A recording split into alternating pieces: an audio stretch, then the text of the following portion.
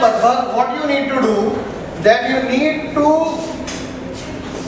create a patent, you need to register that invention in your name first, so that no one else can use it without your permission.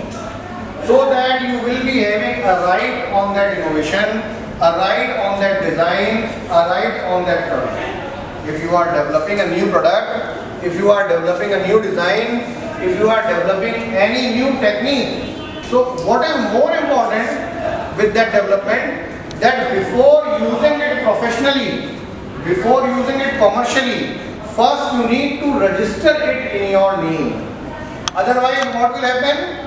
Anyone else will use it and anyone else will earn money from that design, from that innovation, and that is called as a patent. So what is a patent? It is a governmental authority. The government is giving you the authority to use that product, to use that design, to use that innovation in your name commercially, and that authority is given for 20 years.